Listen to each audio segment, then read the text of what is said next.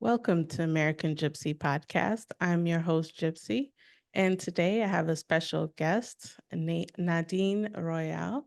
She is a recording artist, actress, and entrepreneur. Welcome to the show, Nadine. Thank you for having me, Gypsy.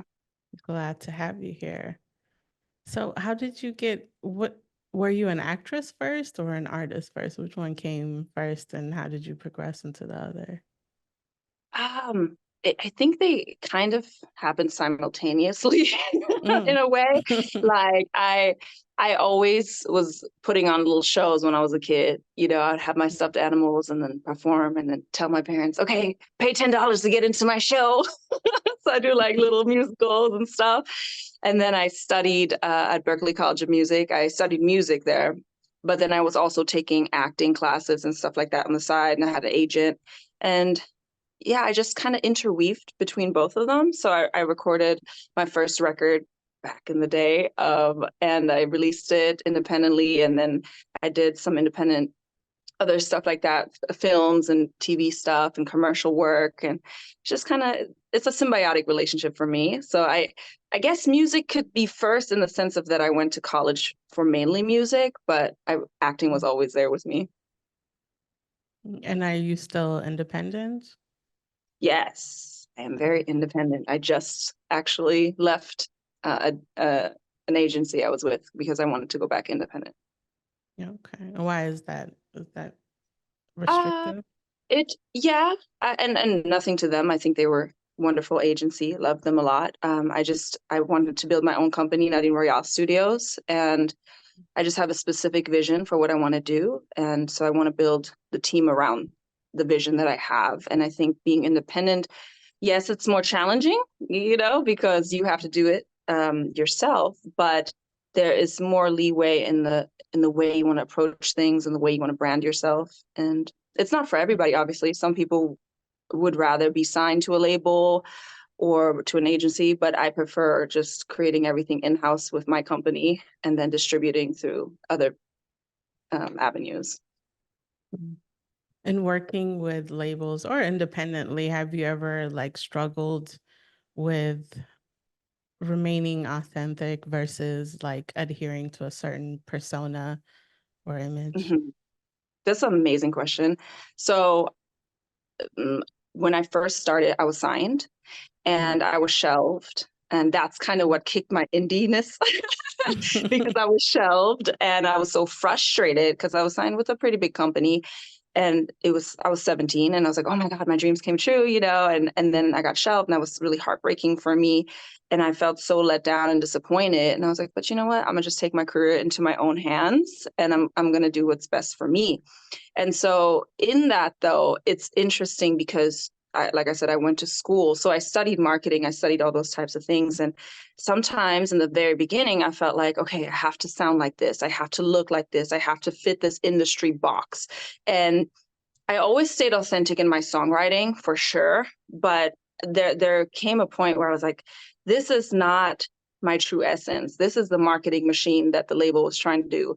This is not who I am. And then I was shelved anyway, so it didn't matter. So I was just like, you know what? I can just create the music I want to make, and I can and be the brand that I want to be. And so yeah, I think it's finding that happy line of finding your audience that resonates with you, but still being authentic. Because at the end of the day, if you're not happy with the art that you're creating and it's just a commercial machine, that's not healthy. I think. I mean, it works for some people and they make a lot of money, and I don't hate on them. But for me, I think being in a good mental health space and being happy with the art I create and being proud of my work is important. And for me, my main message is to inspire people and to bring healing and to have a positive message. So if I can do that in my film and my TV or my TV shows or in my music, then I've done my job. So I think, does that answer the question? Yeah, I feel like both acting and anything in the entertainment industry, it really requires you to maintain a really strong sense of self. Um, Yes. it's at least if you want to be successful and keep your mental health. How do Yeah. you stay grounded, or was there a time where you felt like that foundation was shaken, and how did you regain control? Your questions are beautiful. These are really important because I think other artists struggle with this but don't talk about it. Yeah. So thank you for giving me this space to speak with you about this. Uh, I definitely lost my way for a minute, Mm. lost my mind for a minute, wanted to quit many a times because part of acting, part of music is a lot of rejections and a lot of no's and a lot of you're not good enough, you're not pretty enough, you're not skinny enough, you don't sound good, you can't act, you can't, just a lot of negativity. Mhm. Um, and it used to get to me a lot because I'm sensitive. I'm a very sensitive spirit and feel things very deeply. And obviously, that's not the right business to have that type of Yeah. emotional type. So I had to learn, obviously, to toughen up, but not just that, to also filter out the noise and realize, okay, is this actually constructive criticism? Does this make me better? Or is this just somebody being negative and not understanding the vision? And once I realized a lot of things were people projecting their own insecurities onto me, Mm. that's when I started just finding myself, finding my voice. I do meditation. I'm a very spiritual person. So that's what keeps me grounded. If you ask me what keeps me grounded, it's my spirituality and my faith. And just different practices. It's very important for me to be in a good create a sacred space when I create or when I'm on stage with people or when I'm on set. It's really important for me to just create a beautiful environment where the creativity can be free and done in a good positive way that's not destructive to the artist, because I think a lot of artists are under this pressure to sound like this, look like this, do this so that you can make it, but really looking at, okay, what's the goal here? Because at the end of the day, I know my purpose. I know what I was sent here to do. And am I doing that? Great. And it doesn't matter to me what the industry says or if they approve or don't approve, because at this point now I know who I am. Before then I didn't, and I was just trying to please. And I was trying to, all those insecurities were creeping up, especially body image is a huge one for women. I think also for men, but especially in entertainment, they want you to be a certain size or whatever. And so I struggled with different things like that, but now I I'm just happy with who I am, and I'm okay with if people don't like me, that's okay. But the ones that rock with me, and I'm grateful for them. So that's kind of how I stay balanced. Yeah, because I think even if you get success without remaining authentic, like you find yourself like, okay, I have money, but then I don't recognize myself. I don't know who this is, and that could be Well, and a lot of damaging. yeah, I think a lot of celebrities find themselves there. They have everything they want. They're successful, but they're playing a character, which partially you have to compartmentalize and be a character just so for your mental health. I Yeah. understand that part, but when the character gets too far removed from the person and you're neglecting yourself, I think that's when the problems arise, because you lose the sense of who you are as a person, because the industry is wild. I'm Even sure. social is wild. People, I see it a lot. And a lot of times people come to me because I've been working behind the scenes. And so I understand the dynamics. And so people that just found fame, let's say, they're influencers, a lot of them are not prepared because they blow up overnight and then they don't know what to do. And so it's kind of important for me to help other artists. So a lot of times I'll have talks with my friends, and let's say they just hit it overnight and all of a sudden they got successful and they're like, what do I do now? And then I'm like, okay, do we have the business team together? Do we have the publicity team together? Just to kind of understand what goes into that overnight success. And then also, are you good mentally? I always talk to my friends, like my artist friends. I'm like, how are you doing mentally? I know you're doing good right now, like charts wise and clout wise and everything like that, money wise, but like, how are you? Are you good? It's important for me to check in, because there was people that was checking in with me and still checking with me to keep me sane and pray for me and protect me. So I want to give back to other people in that way, because there's been people that looked out for me. Yeah. When you're acting, have you ever like felt like a role that you were playing helped you gain perspective in certain situations in your own life, or you felt like it was an outlet for something that was maybe suppressed in your own life? Oh my God. I think that's the beauty of acting is you Yeah. transform into a character and you explore the depth of some emotions that you didn't know you could feel or portray. So that has definitely happened to me. There's a show, it's still in development, but it's called Love and Lithium that I actually wrote as well, and I'm producing. But it's about a mental health dramedy, and I'm playing the lead character Miranda, which she struggles with having lost her brother to a shooting, and then she finds herself in a mental health institution, and she's struggling with all these things. And that was a very intense role for me because I had to uncover some dark traumas inside of myself to reach some of the emotional places that I need to go with that. So that was a special one for me that I'm thinking of now. But there was other, other things along the way I've done that just unlocks different parts. But I think that's why it's important to switch it up. So, okay, I did this dramedy. Okay, now I want to go do something light. Like, let's go do a Christmas movie or something. Yeah. Let's go do a love story. Let's go do something cute. Let's go be a doctor on a TV show. I like to switch it up so that I'm not just stuck in a, pigeonhole, but that I'm also taking care of my mental health. So if I'm doing something really heavy for 6 months, okay, now I got to do something lighter, something funner, just to switch it up for myself. Yeah. Is there a role that like you always wanted to play, and why did you want to play that role?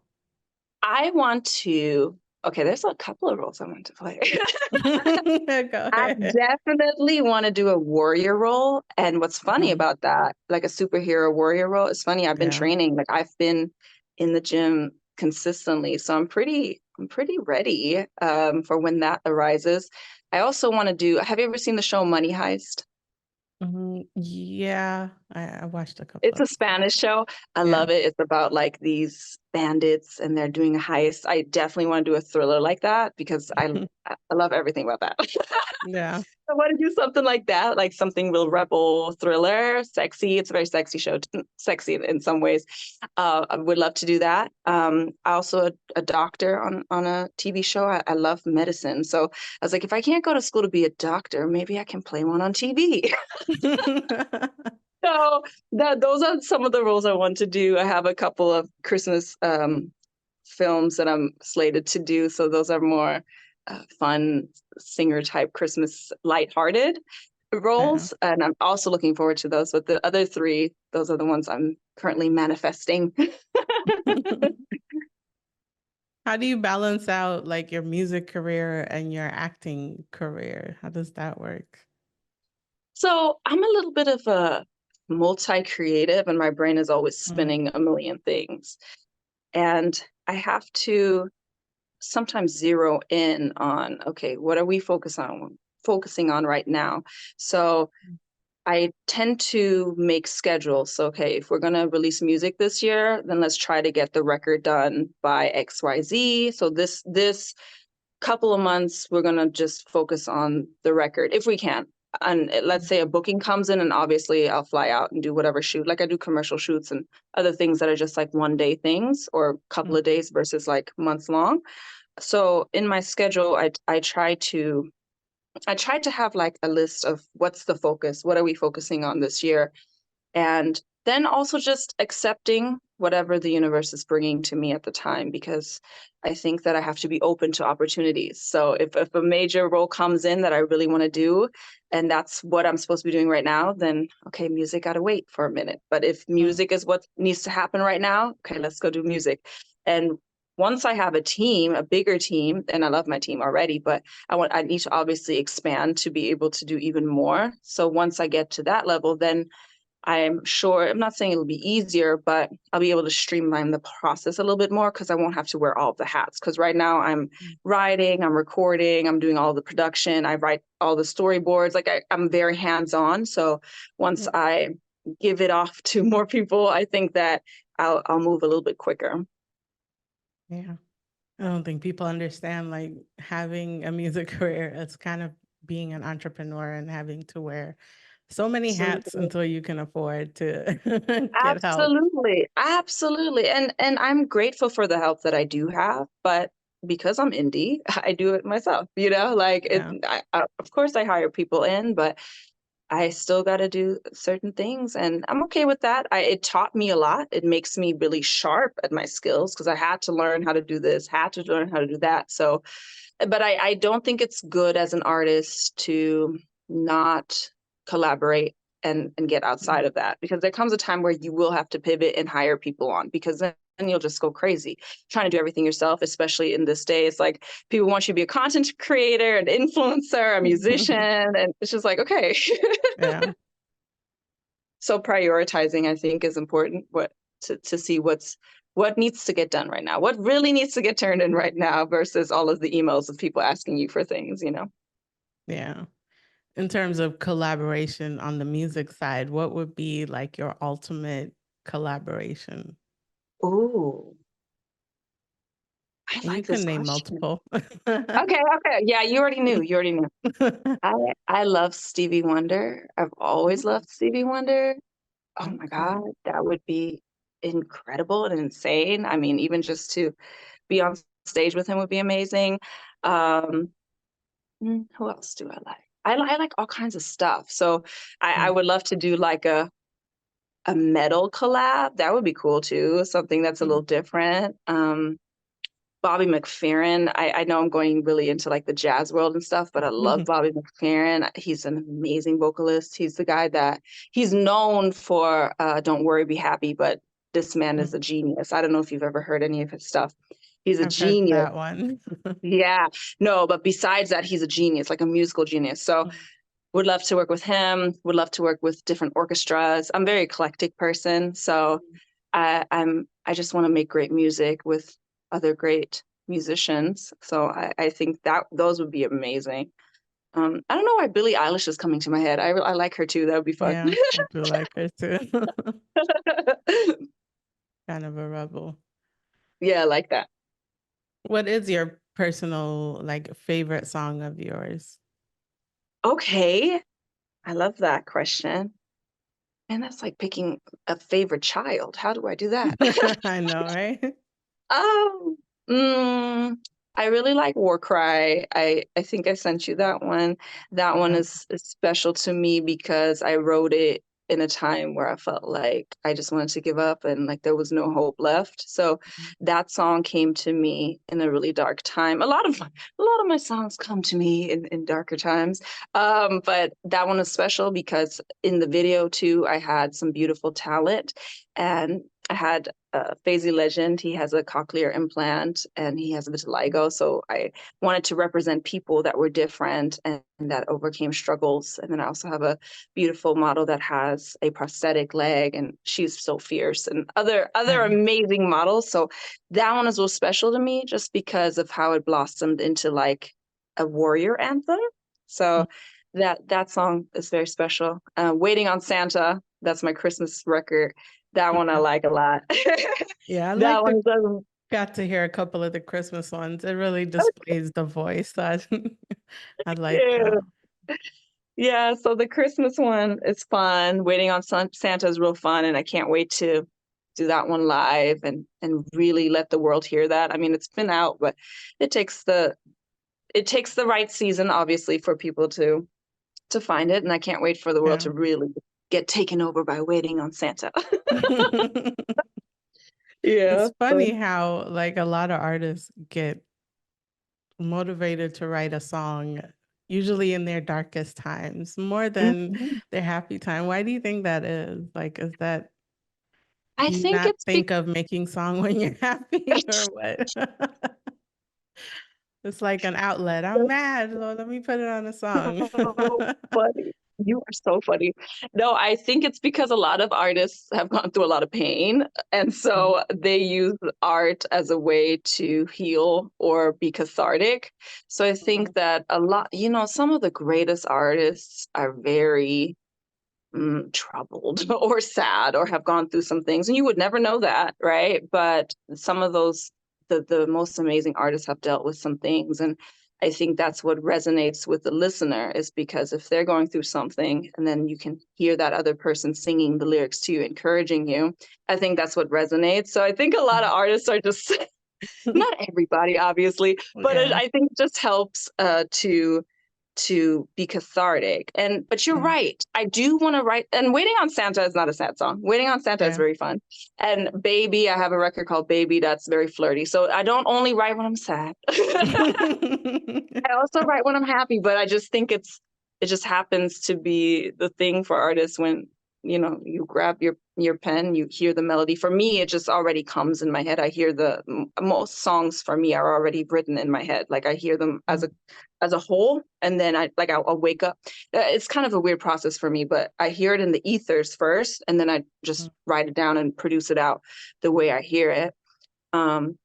So for me, it's kind of spiritual, because I feel like somebody is giving me a message of hope or whatever. So for me, that's why I write in my darkest times. I read somewhere like most musicians are channeling. That's And I've correct. been with a musician, so I can understand that, because I felt like sometimes it's like coming out of nowhere. Oh, absolutely. It is channeling for Yeah. sure. It's for sure, because for me, I'm a vessel, and I just try to listen and be clear, and then, really plug into my higher self, my source, and just listen to what I'm hearing, because I know that to me, God is creativity. So I just listen to what I hear, and I pull it down. Like, I think Mhm. Michael Jackson talked about that one time in an interview. Mm. Him and Prince were talking about that. He was like, I got to stay up late at night before Prince hears all the hits. So I think that musicians, That is I think, funny. yeah, I think musicians just hear the ethers. They hear that Yeah. spiritual realm, and then because of their gift, they pull it down. So I definitely think it's a very divine gift. So I don't take it for granted. And I also want to keep it sacred and do whatever I do it in love. It's important for me to write music from that place. So yeah, I agree. I agree with the channeling. Yeah, definitely. Are there any upcoming projects that you're really excited about? Yeah. I have a new single coming out called Get What I Want, and it's a Mm. manifestation single. So I really wanted to include affirmations in it. It's not your typical Mm. affirmation song, but it's that type of song that you can sing to yourself to like affirm whatever you're manifesting. So Mm. I really wanted to make it a song like that, where it's like you use it when you're training at the gym for whatever competition you have, or you use it when you're getting ready to go on stage, or whatever it is that you're doing and you want to achieve in your life. I really want to see. Maybe I'll make it like a challenge, like where people can like put the song, show themselves like training for Mm. something, or and then Yeah. showing them accomplish it. Like, I think that would be really, really amazing. So that song, really excited about that song. My clothing line, Ascendi, I also am excited about that drop, because it has affirmations on that as well. And I want to do a playlist with all the cool workout music that you can listen to like get yourself pumped up and just get you in the right mindset to Yeah. achieve the goals that you want to do. So those two are my projects that are closest up, but there's other surprises happening. That's what I meant to ask you. When you're doing your music, uh, when you're writing music, are you listening? I know you said you're channeling it. Are you listening to beats, or do you like write and then you like try to find a beat that would go See, with this it? How does This that is work? why, sorry, I didn't mean to cut you off. This is Yeah. why I know that you hang around musicians, because that's such a Mhm. good question. I was I, really like into I was married to a musician. oh, So see, like this is why I was the manager, yes, I was the everything. yes, So I see, I get it. love that. I love that. I knew it. I was like, oh, she's in the music industry. I get it. So for me, um, most of my main inspirations, like I said, they come already done in my head, and then I I play them into the piano and then I produce the beat to them. But I also create just listening to beats and then singing on top. Warcry the beat was created by Curio, and he's an amazing producer. So that's one of my only songs, that one, and I think solo. There's just a couple of tracks where the beats are sent to me and then I put on top, because most of it I track it out myself, and then I either collaborate with the other producer, he adds stuff, or I do it myself. The latest record I did is strictly me. I just tracked everything from scratch. But I do both ways. But for me, I think especially when I'm hearing it full, I have to track it out because I already hear it a certain way, and I don't know if somebody else would have that beat for me already. Because I hear the specifics. I'll hear the drum track, I'll hear the bass, I'll hear guitar, whatever is needed for it. Strings. This new record has strings on it. So it's kind of challenging sometimes when there's so many parts in my head and I'm like, okay, how are we going to track all this out? So this one has like, I want to say we're 101 tracks in all of the things, including my background vocals. It's about 101. So it's a pretty thick, layered song. But yeah, that's a great question. But I do enjoy writing to beats as well. But for me, because I play piano and because I produce myself, I think that sometimes I feel limited by beats, because unless I'm working with people like Curio that are amazing, I just can feel limited if it's just the same 4 bars, because I hear chordal change and the chordal change is not there. And I'm like, okay, we got to add that in. And then the producers are like, what? I'm like, okay, let me just do it. You know? Yeah. Is there a genre that's like completely different from yours that you feel like you want to try someday? Ooh, yeah. You know, I love to play with different sounds. I've always been publicly, I want to say, in the pop era more with my sound, but I want to go explore. I want to do some heavy metal would be fun. Some bluesy, just raw soul type of stuff with just the band that's not tracked would be fun. Would love some of that. And then experimental. I think I'm gonna pivot into some experimental stuff. Maybe I haven't told anybody this, but I will share it on the American Gypsy podcast. We I appreciate might be, yes, thanks for having me. I might be wanting to do a kind of soundscape, meditative, healing type of musical landscape.